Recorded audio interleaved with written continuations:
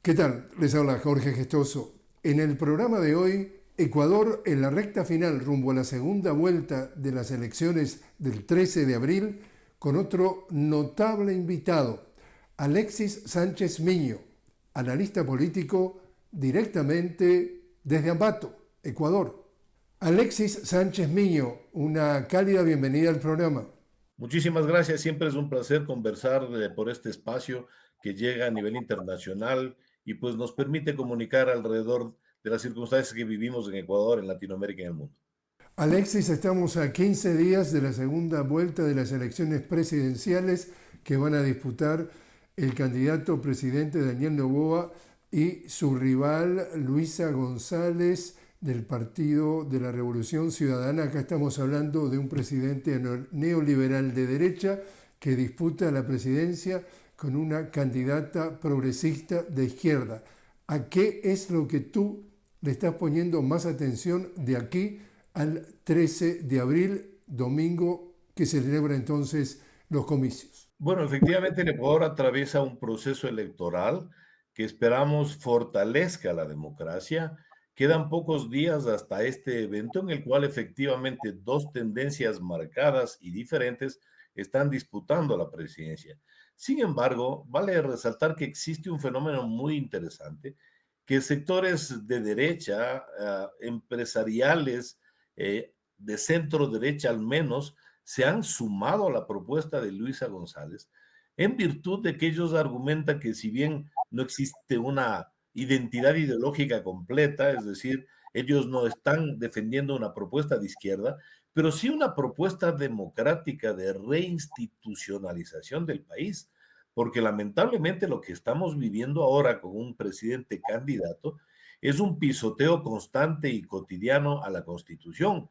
Para ponerles un ejemplo, en la primera vuelta y ahora para la segunda, no ha cumplido con la ley y el sentido común en democracia de pedir permiso como presidente de la República para salir a hacer campaña política.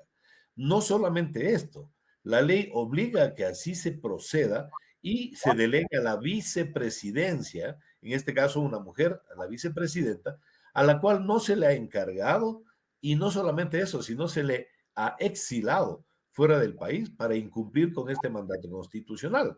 Esto por un lado. Y por otro lado, hay una clara utilización de recursos del Estado en la campaña electoral, lo cual también es una clara y gravísima infracción electoral.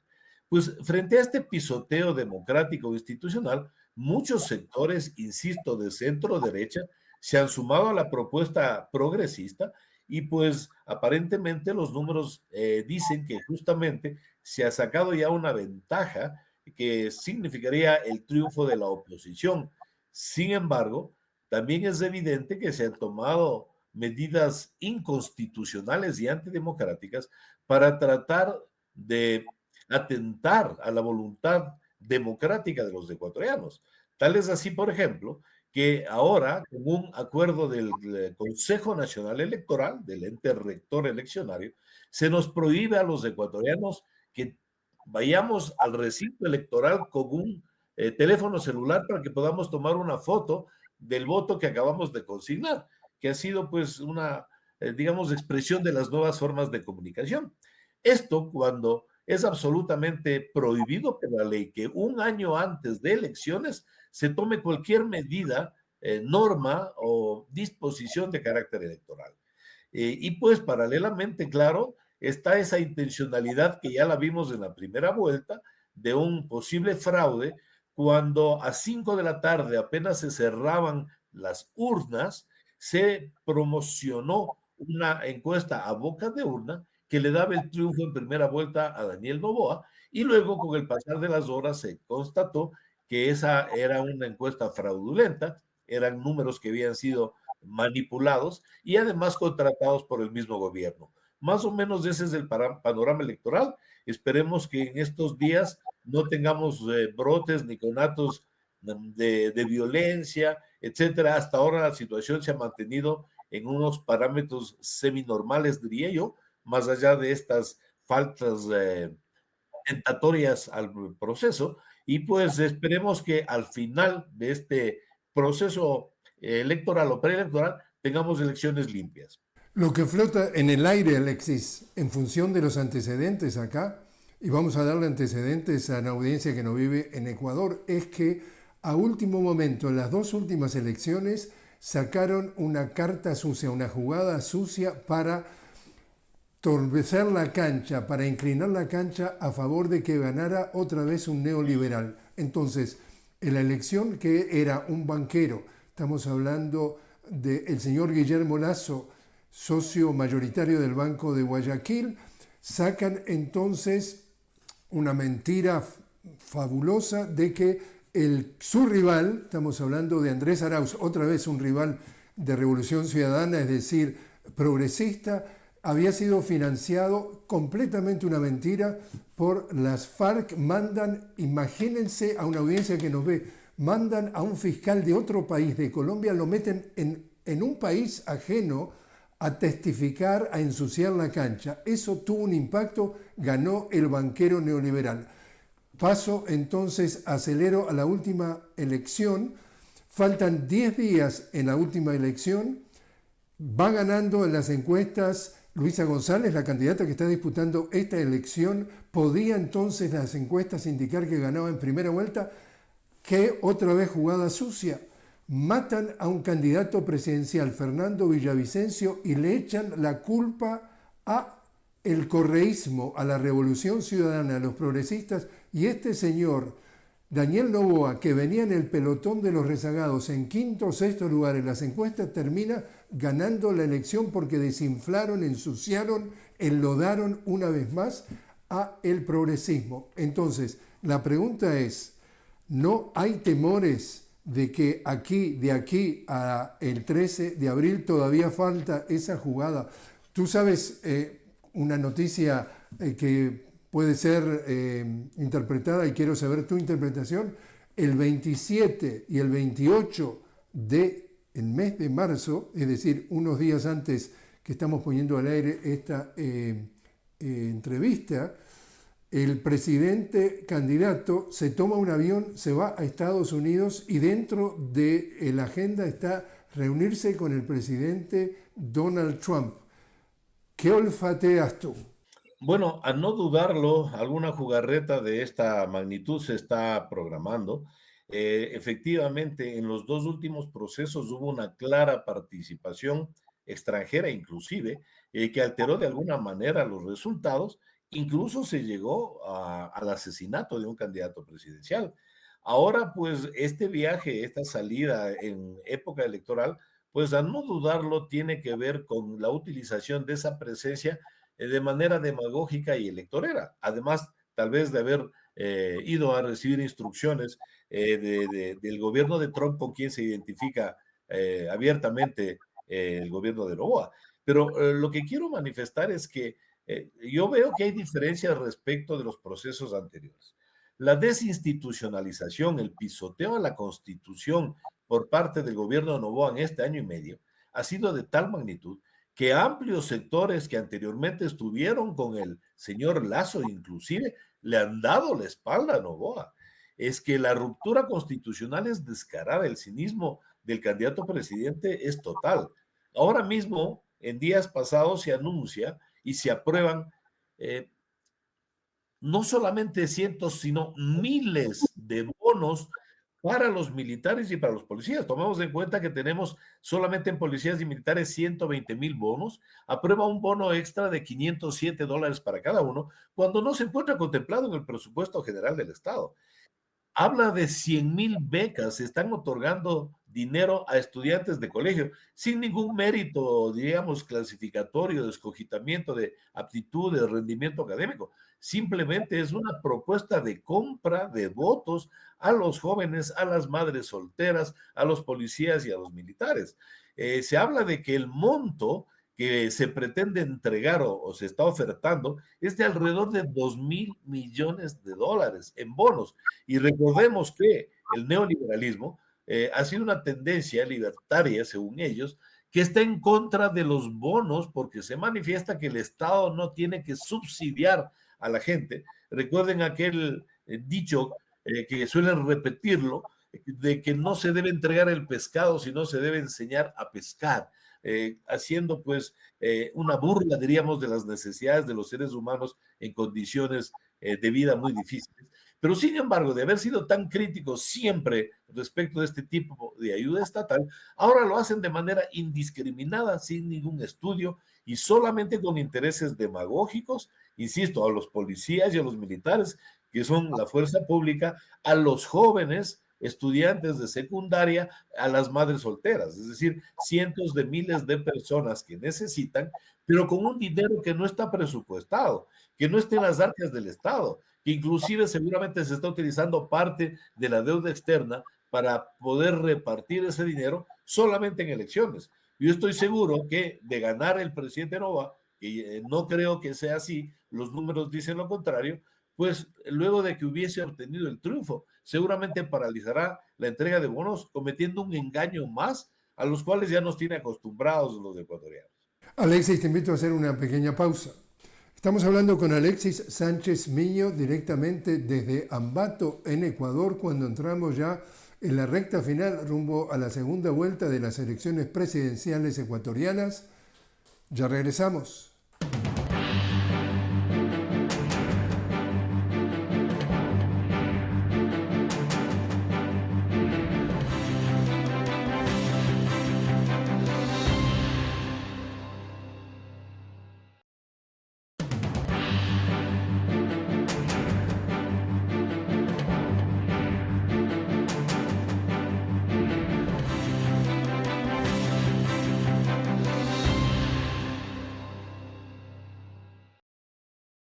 Continuamos hablando con Alexis Sánchez Miño directamente desde Ambato. Alexis, ex secretario de Agua y experto hidráulico.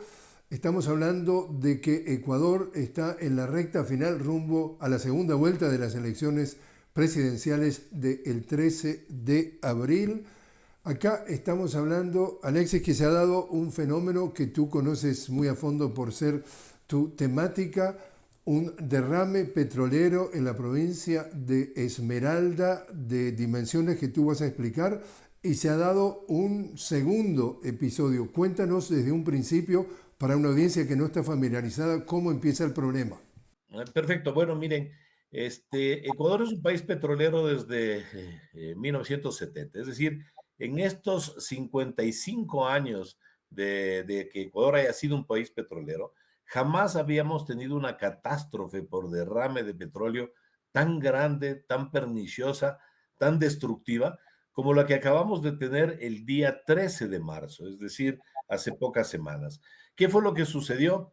El SOTE es el oleoducto de crudo pesado. Este es un dato a tomarlo en cuenta porque este es más contaminante que otros tipos y clases de petróleo. Atraviesa por la provincia de Esmeraldas, que es una provincia al norte del Ecuador que está fronteriza con Colombia, y pues por las lluvias intensas que estamos atravesando en el invierno en esta zona del país, pues se produce un deslave de grandes proporciones que cae sobre la tubería que les llamamos SOTE, que es la tubería de crudos pesados, y sobre el poliducto que también conduce derivados de petróleo. En estas circunstancias se produce una rotura del SOTE, de esta gran tubería, y un derrame que no es contenido de manera oportuna a pesar de los sistemas de automatización que deben tener operativos y en perfecto estado estos sistemas, y se genera un derrame que se estima fue de 25,000 barriles. Este es el desastre ambiental más grande que ha tenido el país en términos de derrames petroleros. Para que ustedes tengan una idea, 25,000 barriles vienen siendo algo así como 250,000 metros, eh, como 4 millones de litros más bien, de petróleo que han sido vertidos sobre el río Esmeraldas. Este río es la fuente de agua cruda que abastece al Cantón Esmeraldas, que es una ciudad que sobrepasa los 300,000 habitantes, más dos cantones adicionales. En total, 400,000 ecuatorianos reciben el agua de ese río que ahora está contaminado. Entonces, ¿qué clase de problema hemos tenido? Pues simplemente una contaminación terrible del río del agua potable con todo lo que esto significa, la destrucción del ecosistema acuático, que esto tomará décadas la recuperación, una crisis económica y social bárbara, porque ya no hay actividades de pesca, de alimentación inclusive, y claro, el crudo pesado generará una contaminación de por lo menos 30, 40 años a largo plazo en que pueda revertirse. Pero ¿qué es lo crítico de esto? Dos aspectos fundamentales. Primero, el gobierno nacional hace una declaración de que nada más han sido 3,000 barriles del derrame, es decir, 8 veces menos. Segundo, la ministra del ramo se hace presente en el sitio de desastre 4 días después y hasta el sol de hoy el presidente de la República no se ha hecho presente a atender las necesidades de una población, de una provincia entera, ante el desastre petrolero más grande del país. Pasados algunos días de esto, que se demoraron en la respuesta por parte del gobierno, las labores de contención, de limpieza fueron muy tardías, la ministra sale y de manera absolutamente irresponsable manifiesta que tiene evidencias que se trata de un sabotaje. Es decir, atribuye al deslave por las intensas lluvias, a la falta, diríamos, de respuesta del sistema automático para cierre de válvulas e impedir que el derrame sea mayor, atribuye a un sabotaje.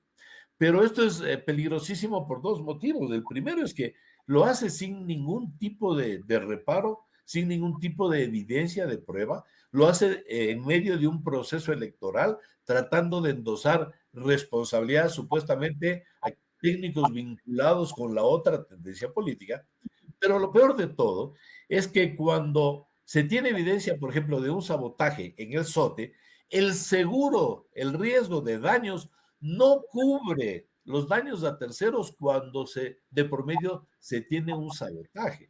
Es decir, lo que ha hecho la ministra con esta declaración es darle alas a la aseguradora para que no atienda los altísimos costos de reparación que tiene que dar a la población en términos ambientales, sociales, económicos, etcétera. Pero ahí no termina la historia.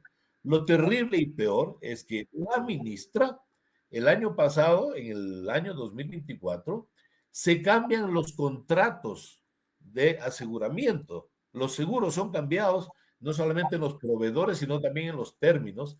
Y resulta ser que la familia de esta ministra, Inés Manzano, está vinculada con la nueva aseguradora que lo que aseguró fue la tubería a daños a terceros, no a todo daño, y por tanto, cuando se trata de sabotaje, la aseguradora no tiene la obligación de atender.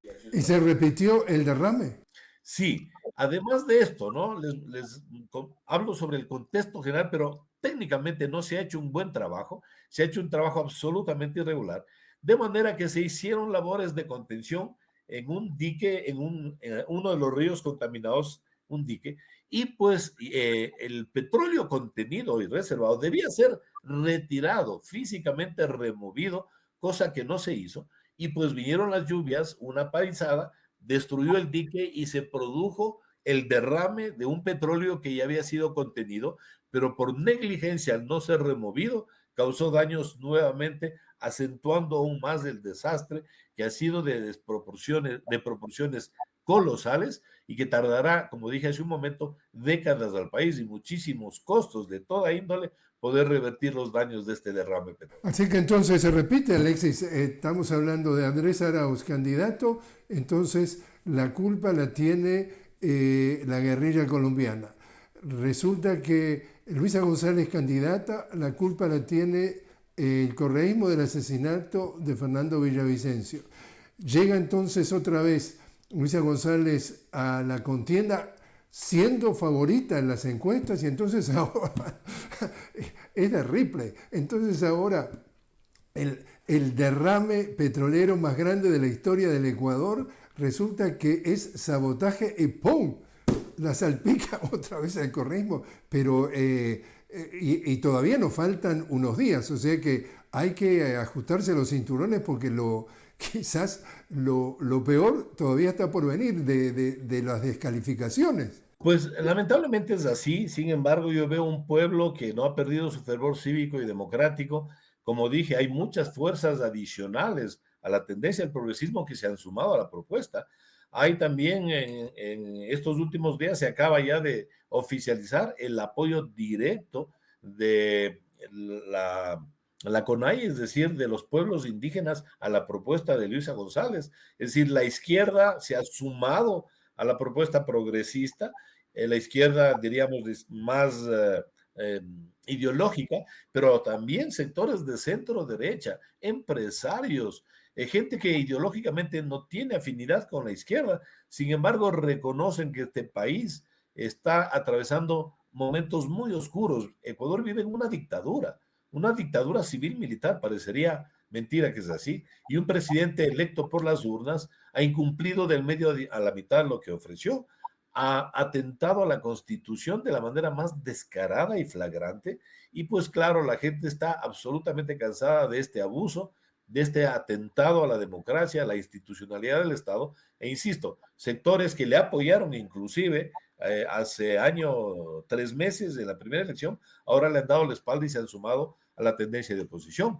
Yo creería que la diferencia está entre 6 y 8 puntos, que serían más que suficiente para un triunfo holgado, pero hay que estar movilizados, hay que estar atentos porque las medidas que toman desesperadas, este despilfarro de dinero que no existe, que les acabo de comentar, estas acciones de buscar endosar responsabilidades ajenas a la ineptitud propia, etcétera, pues van a seguir hasta el fin del proceso y esperemos que lleguemos con bien y que el Ecuador y la democracia triunfen el día 13 de abril. Bueno, justamente los temores que tú estabas allí más que cerca que nadie de esa primera vuelta es lo que tuvimos oportunidad de entrevistar a un analista y nos repetía que se dio también, es decir, el temor que anda en la calle es acá la cancha está inclinada a favor de Noboa, ha estado inclinada, dice el analista, desde hace décadas en Ecuador, pero entonces el analista dice, ¿cómo se fue inclinada la cancha para la primera vuelta?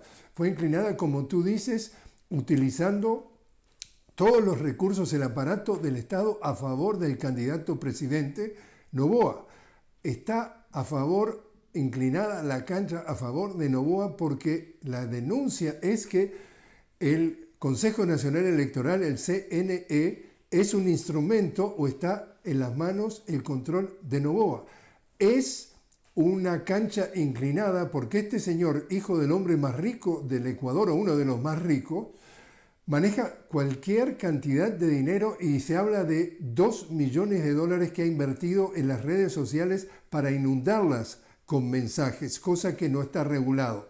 Entonces, el tema es lo que llega a la conclusión, el analista que tuvimos oportunidad de hablar, decía él, con toda esta cancha inclinada, sus palabras, hay tufo de fraude. ¿Tú estás de acuerdo? Completamente, ¿no? Lo había manifestado hace un momento. La única manera de que nosotros podamos impedir este fraude es con la movilización popular. Es decir, los ciudadanos tenemos que participar activamente del control electoral. No podemos permitir que tanto descaro y cinismo siga destruyendo la democracia.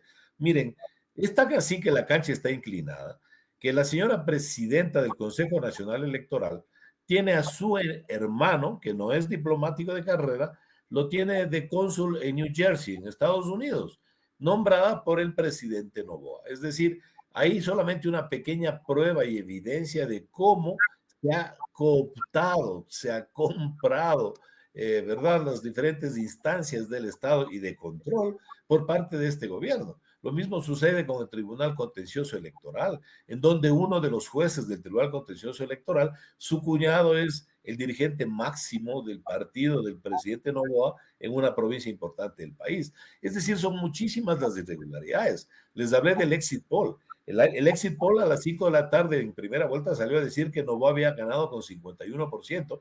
Resulta que con el pasar de las horas, ya con la contabilización directa, el empate fue 44% a cada quien, pero porque no se le permitieron abrir muchas urnas que había hecho el pedido el partido de oposición, el Movimiento de la Revolución Ciudadana, para recontar los votos, porque comenzó desde abajo, subiendo, subiendo, y seguramente hubiese pasado al candidato Nova si se permitían abrir todas las urnas, que no lo hizo el Consejo Electoral.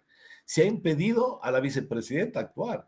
El Consejo Contencioso Electoral, el tribunal, hace pocos días, le ha suspendido a la vicepresidenta constitucional por 2 años de sus derechos políticos, solamente con la única intención de que no pueda asumir el reemplazo de la licencia obligatoria que debió haber sacado Novoa y que no saca.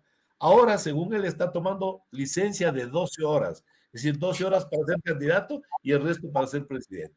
Un pisoteo descarado a la Constitución, al sentido común, y sin embargo todavía, aun cuando en minoría, hay personas y ecuatorianos que están defendiendo una propuesta que es absolutamente indefendible.